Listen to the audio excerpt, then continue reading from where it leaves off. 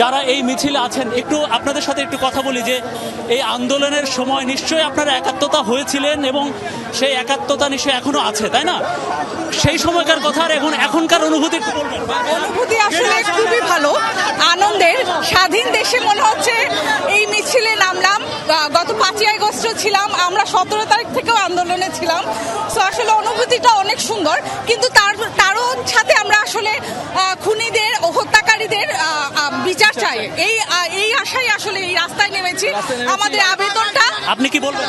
জি, আমরা বলতে চাই খুনিদেরকে অতি দ্রুত বিচারের আওতায় আনতে হবে, কারণ এই আমাদের এই ছাত্র ভাইরা তাদের জীবন দিয়েছে এই স্বাধীনতার জন্য, এবং তাদেরকে অতি সত্বর বিচারের আওতায় আনতে হবে। আন্দোলনের সময়টা করে একটু 1 মাস হলো, সফল একটা আন্দোলন, সফল একটা গণ অভ্যুত্থান, ওই সময়কার কথাকে একটু স্মরণ করতে পারেন? ওই সময় আসলে একটা আতঙ্কের সময় ছিল। আমরা প্রতিনিয়ত দেখেছি ছোট ছোট বাচ্চাদের জীবন গেছে।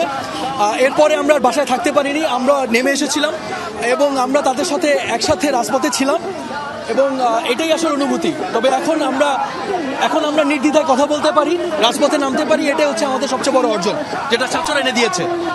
অনেক ধন্যবাদ। আসলে নিশ্চয়ই সেটা ছাত্র জনতা এনে দিয়েছে, দেশের আপামর জনসাধারণ এনে দিয়েছে। বিশেষ করে শিশু কিশোর যারা আছেন, শিশু বয়সী বা কিশোর বয়সী অনেকে, তারা এই আন্দোলনে যে একটা বড় ভূমিকা রেখেছে, সেই ভূমিকা আমরাও দেখেছি, এবং এই যে আন্দোলনে যারা আছেন, আয়োজক আছেন, তারা নিশ্চয়ই স্মরণ করবেন এটা। আমরা দেখছি যে আমি একটু আগে বলছিলাম যে ফুটপাতে দাঁড়িয়ে হাজারো মানুষ, রাস্তার ওভারব্রিজে দাঁড়িয়ে হাজারো মানুষ, তারা এই আন্দোলনের সাথে একাত্মতা জানাচ্ছেন।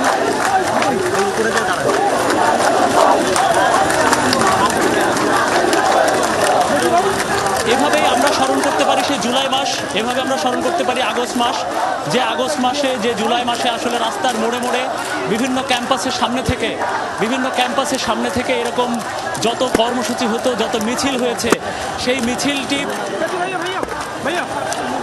মিছিলের সাথে প্রতিটি ক্যাম্পাসের সামনে থেকে আমরা জনসমর্থন দিতে দেখেছি, একাত্ম হতে দেখেছি, সংহতি জানাতে দেখেছি।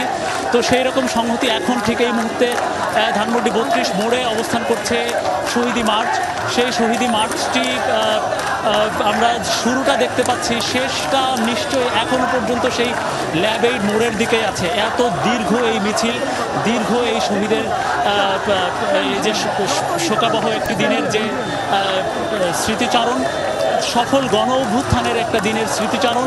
আমরা দেখছি যে বিভিন্ন হতাহত হয়েছে এরকম অনেক মানুষ তাদের সন্তানের ছবি ব্যানারে টাঙিয়ে তারা এই মিছিলে অংশ নিয়েছেন।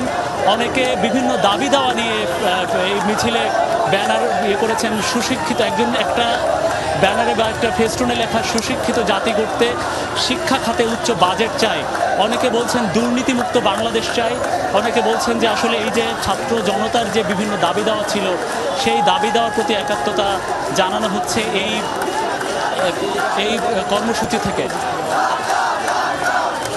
আমরা যতগুলো এখানে মানুষের সাথে কথা বলতে পেরেছি, যাদের সাক্ষাৎকার নিতে পেরেছি, প্রত্যেকের কণ্ঠে আসলে সেই কথাগুলোই, যে কথাগুলো তারা এই আন্দোলনের সময় আসলে তারা বলেছিলেন, এই কথাগুলোই এই সময় এসেও তারা এই আন্দোলনে তারা এই স্লোগান জানাচ্ছেন। বিশেষ করে যখন থেকে আসলে এই যে বৈষম্য বিরোধী ছাত্র আন্দোলনের কোটা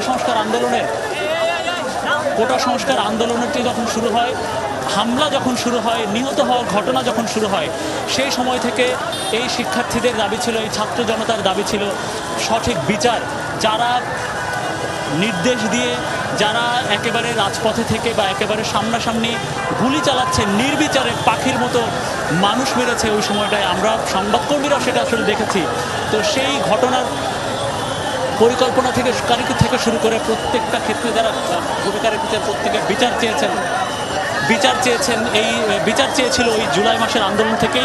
সবশেষ এই একটা হত্যাকাণ্ডের বা একটা নিহত আহতর বিচার চাইতে চাইতে যে আন্দোলন আসলে পরিণত হয় এক দফা আন্দোলনে, এবং সে এক দফা আন্দোলন গত 5 আগস্ট আমরা একটা ঐতিহাসিক দিন দেখেছি, যে দিনে ক্ষমতাচ্যুত হয়ে দেশ ছেড়ে পালাতে হয় আওয়ামী লীগকে, ক্ষমতাচ্যুত হয়ে দেশ ছেড়ে পালান আওয়ামী লীগের তৎকালীন সভানেত্রী এবং তৎকালীন প্রধানমন্ত্রী শেখ হাসিনা। আমরা দেখেছি যে কোনো রকম জীবন নিয়ে তিনি পালিয়েছেন। তিনি তার অন্যান্য সকল পর্যায়ের সর্বস্তরের নেতাকর্মীদের কথা তিনি ভাবেননি। আমরা রাজনৈতিক বিশ্লেষকদের কাছ থেকে আসলে একই মন্তব্য দেখতে পাই, শুনতে পাই। তারা আসলে বলছেন যে যে ছাত্র জনতার যে আন্দোলন, শুরু থেকে আন্দোলনটি কোটা সংস্কারের যে আন্দোলন ছিল, শুরু থেকে সে আন্দোলনে যদি তৎকালীন সরকার নমনীয় থাকতো তাহলে তাদের, অর্থাৎ সেই সরকারের এত বাজে পরিস্থিতি বা সেই সরকারের এই অবস্থাটি হয় না।